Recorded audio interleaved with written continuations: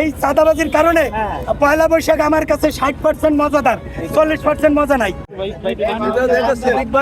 পানি কমা রাখছে, পানি পড়ে যায়। গরম পাতে পানি পান্তাবাদ ছিল, ঢোলে ঢোলে ঢোলে গলার জন্য সত্য পরিষ্কার করবেন, ঢোলে পানি ঢুলে ব্যাগ ভিজে যায়, এজন্য পানি রিজার্ভ পানি এখান থেকে বোতলে ঢুকায় রাখছিলাম। আগের ইলিশ আপনি নিজে ধরছেন না, এটা কিনছিলাম। ভাই ভাই ভাই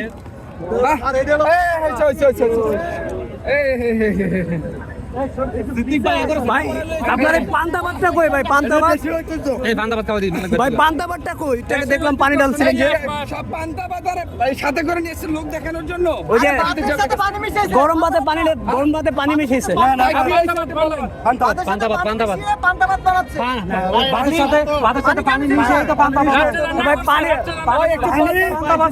পানি ফেলাই দিয়া যাতে এই ব্যাগটা লড়ে আমার ব্যাগটা নষ্ট না হয়, পানি ফেলাই দিছি যাতে আবার নতুন পানি দেয়।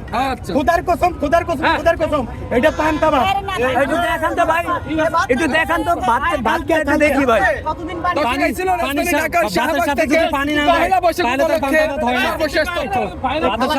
পানি না দেয় তাহলে তো পান্তাবাদ হয় না, পানি দিলেই তো পান্তাবাদ হবে। পানি দিছে পান্তাবাদ হয়ে গেছে। ভাত ঠান্ডা হলে পানি দিতে হবে, গরম ভাতে পানি দিতে হবে।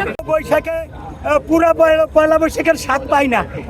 60% কি চাঁদাবাজি হচ্ছে? ওই যে আমার প্রাণ ডাক্তার কামরুল ইসলাম হাসপাতালে, এই চাঁদাবাজির কারণে পয়লা বৈশাখ আমার কাছে 60% মজাদার, 40% মজা নাই।